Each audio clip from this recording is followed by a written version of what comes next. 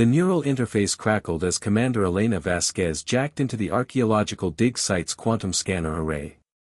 20 meters below the Martian permafrost, something vast and metallic pulsed with residual energy signatures that defied current physics. Temporal displacement readings are off the charts, reported Dr. Marcus Webb, his fingers dancing across holographic displays. Whatever's down there has been dormant for at least 40,000 years. Elena's augmented vision pierced through layers of sediment and rock, revealing the outline of a structure that shouldn't exist. The geometry was wrong, angles that bent spacetime, surfaces that reflected light from dimensions humanity had only theorized about. Most unsettling were the biomechanical appendages extending from its core like frozen tentacles, each one the size of a subway tunnel. "It's not a ship," Elena whispered, her neural implant struggling to process the visual data. "It's a weapon." The excavation took 3 weeks. What they unearthed challenged every assumption about Earth's prehistoric timeline. The entity, for lack of a better term, was a fusion of organic neural tissue and quantum crystalline technology.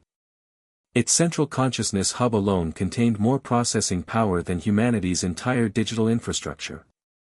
Dr. Amira Hassan, the team's xenobiologist, made the breakthrough discovery while analyzing tissue samples. The DNA sequences, they're not entirely alien. There are segments that match prehistoric Earth organisms, but they've been quantum encoded.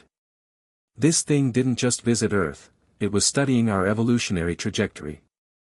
Elena accessed the entity's memory cores through her neural link, and the downloaded information nearly shattered her sanity. She witnessed the truth that humanity had forgotten.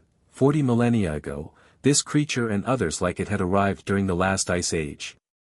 They were not explorers or conquerors, but judges. The architects, as they called themselves, had developed beyond physical existence, their consciousness distributed across quantum fields that spanned galaxies. They had come to Earth because early humans had reached a critical juncture, the development of tool-making intelligence that could either elevate them to cosmic significance or destroy them entirely. Through Elena's neural interface, she experienced their perspective, watching primitive humans huddled around fires, creating the first cave paintings, developing language and rudimentary cooperation. The architects had the power to exterminate humanity with a thought, viewing them as potentially dangerous vermin. But something in those early humans had moved them. It was mercy. They had observed humanity's capacity for both creation and destruction, their tendency toward both profound cruelty and inexplicable kindness. Instead of elimination, the architects chose intervention. They subtly influenced human development, seeding genetic predispositions toward empathy, curiosity, and technological advancement. They planted the neural patterns that would eventually allow humans to develop consciousness interfaces, quantum computing, and interstellar travel. The irony was devastating. Every human achievement, every breakthrough that had led Elena to this moment, had been gently guided by beings who could have simply erased them. But the architects had made a critical error. They had underestimated humanity's capacity for mythologization.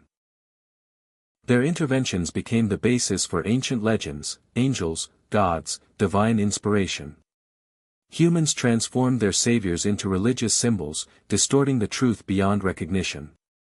Elena accessed the entity's final memory sequence, the moment when the architects realized their mistake.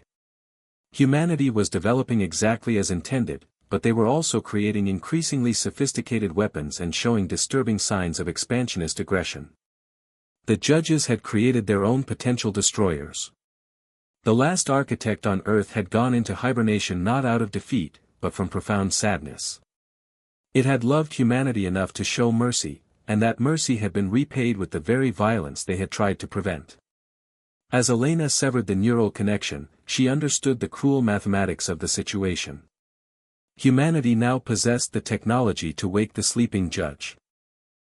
They could choose to honor the mercy once shown to them, or they could validate the architect's growing fear that consciousness, once seated, inevitably turns toward destruction. The choice, as always, was theirs alone.